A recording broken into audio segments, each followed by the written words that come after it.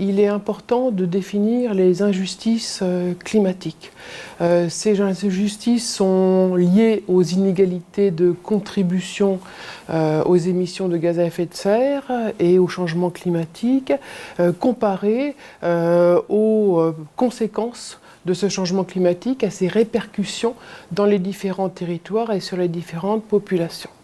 Mais aussi les injustices climatiques sont liées finalement au fait que certaines populations subissent et deviennent dépendantes, voire sont exposées aux risques générés par la transformation des milieux. Alors la transformation des milieux, il y a une part naturelle, puisque le changement climatique, c'est l'évolution des écosystèmes, c'est plus de sécheresse, plus d'inondations, et certaines populations, notamment pauvres, vont être plus exposées.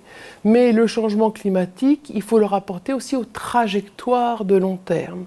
Et ces trajectoires de long terme de développement, les trajectoires de développement économique, de l'agriculture, des modes de consommation et des pratiques de vie. Et comment interagir sur cette trajectoire de long terme. Donc dans ce domaine-là, on a plusieurs types de transitions qui peuvent être mobilisées. Les transitions urbaines, en restaurant la qualité des milieux et des écosystèmes, en restaurant par exemple la végétalisation dans la ville pour absorber ces îlots de chaleur, ces inondations, ces à-coups du climat. Mais aussi, il est important de voir que ce sont dans les évolutions de nos modes d'agriculture et de production. Et là encore, on voit très bien qu'il y a des champs possibles d'interconnexion avec des initiatives de transition. Par exemple, des initiatives de transition agroécologie, des initiatives de transition sur des circuits courts alimentaires, où des liens de solidarité sont créés entre les villes et le périurbain, voire les territoires ruraux pas trop éloignés, afin qu'on puisse avoir des solidarités, ce qu'on appelle écosystémiques, ou des services écosystémiques qui sont à la fois délivrés aux personnes qui vivent en ville et aux territoires urbains. Alors, je dirais aussi qu'il est important, dans ce cadre-là, de reconnaître la participation citoyenne, puisque les initiatives de transition ne peuvent émerger que d'un diagnostic et d'une étude et d'une compréhension des vulnérabilités, mais aussi des opportunités proposées par le changement climatique. Moi, je préférerais dire des capacités de se mobiliser et des synergies d'agir des acteurs des territoires.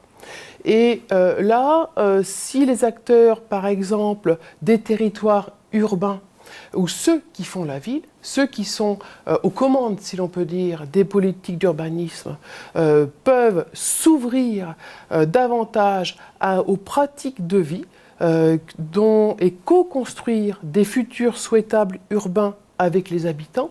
Là, je fais référence à la mobilité partagée, à l'agriculture urbaine, aux jardins aussi ouvriers, qui peuvent aussi participer de cette contribution citoyenne.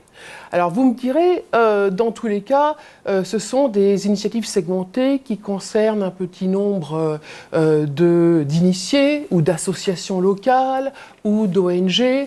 Par rapport à cet argument, je dirais que ce qui est important, c'est pas tant le nombre et le changement d'échelle de ces initiatives, certes c'est important, mais c'est ce qu'elles véhiculent comme subjectivité et comme sensibilisation et comme prise de conscience de c'est quoi vivre avec un environnement changeant. C'est quoi vivre avec un environnement qui change. Et ça, effectivement, il faut le créer au niveau des collectifs urbains Et il est important de sensibiliser, y compris par exemple les écoles, les lycéens à ces changements de climat et de favoriser, y compris en l'intergénérationnel, ces initiatives, par exemple d'organiser après une catastrophe ou après des inondations, des collectifs qui restaurent, et qui régénèrent les milieux et qui puissent avoir une sorte de concernement collectif sur c'est quoi un climat qui évolue.